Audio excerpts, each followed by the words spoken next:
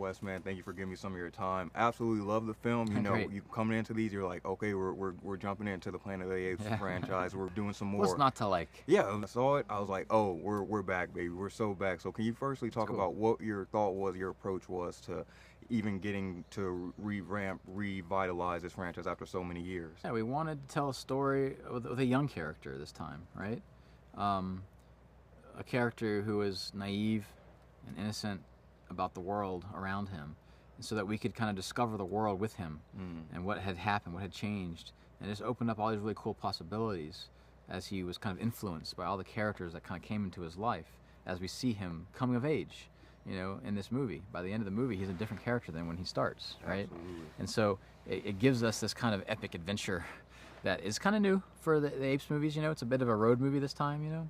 So that was fun. Particularly with Noah and it was kind of a new type of protagonist that we haven't really got to see in this franchise. So can you talk about the inspiration for his character and why y'all felt like he was the next protagonist in this chapter of the Planet of the Apes? Yeah, it was figuring out a way to sort of stand on our own, you know, and do something that was worth telling on its own, while not forgetting where we came from, right?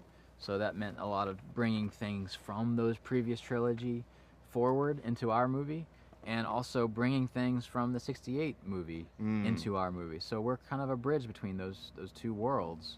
We're a sequel and a prequel. The duality with Rocca as well as Proxima Caesar, both of them have the mentality of like they're trying to uphold their Caesar's versions legacy. of Caesar. And right? so in him and seeing Noah try to take qualities from both of them. Can you talk about the inspiration behind that and the collaborational process of it just seemed like a cool idea that this idea of who Caesar was, and how time erodes a lot of things, you know, and you've got these two different camps. There was a split that happened long ago, and how these different versions of truth began to form, you know, and how Noah would find himself in the middle of these two, and it would have to, you know, interpret these ideas, and how it would shape him, and what does he take from each, you know, into the future is going to be an interesting question. So, you know what I mean? With that in particular, I really thought his dynamic with May or Nova, I thought that as the story developed, I really loved the character development. So can you talk about the balancing of that, and also, you know, him trying to get the humanistic qualities that he sees within her, but also, you know, trying to be nice to humans? We started the movie knowing that it has to be an ape and a human story, right? But we wanted to kind of like play a little bit at the beginning and make you think that it was going to be an ape story. You know, we start in his eyes and his point of view, and then slowly, you know, similar to how Rise began, where it was in the human world and an ape enters into it.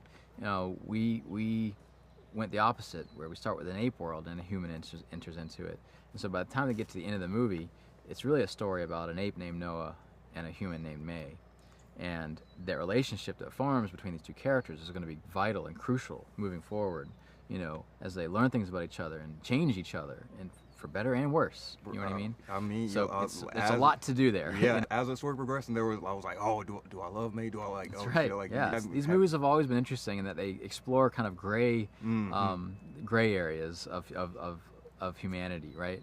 And I think some people will like her and some people will love her. You know, that's cool. That's great. You know, that's good stuff. That's good drama. And we've only scratched the surface for where I think we want to go ultimately. Love the look, the CGI, the effects of it. So can you talk about the process of working with Weta and how that came to be in the advancement of technology from the previous one? Because I thought, you know, they still in the same vein, but looks crisper. That's good to know. I mean, obviously Weta effects in New Zealand, in this case under supervisor Eric Winquist, you know, who's been involved in these movies in the past. He's an old vet over there at Weta. They're the best in the world at what they do. You know, there's no one that does quite what they do. They just do something magical. And you know, fortunately, what Rupert started and Matt finished with the previous trilogy, and what Andy Serkis, you know, headed up through that whole thing, they've proved what could be possible and how it could work. So we didn't have to invent anything, right? We got to stand on their shoulders, you know, and follow in their footsteps. And it's a very technical process. It's a very steep learning curve for all of us, because it was our first time going into this world.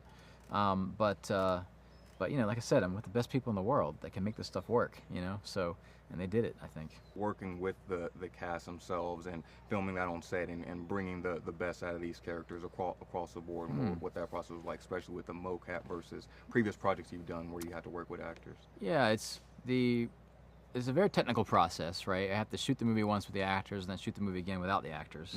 So I have to use clean plates. So that becomes basically the shot that you use, that you put the ape into. But I figure out the camera work, and I figure out the performance with all the actors there, with all their dots and equipment around them, right?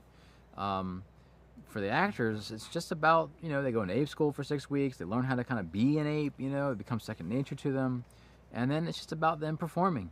It's about them, investing and committing to the story and their characters and doing their best that they possibly can, right?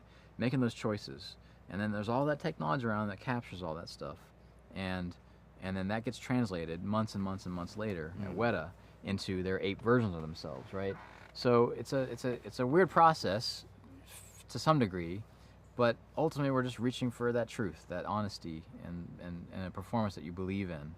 And, and you give it over to Weta and let them work their magic, Man, I just thank you so much for giving me some of your time. Absolutely love the film. Cannot wait. It's great. We need multiple in this new fantastic, franchise. dude. I So appreciate thank you, it. man. Yeah, thanks, dude.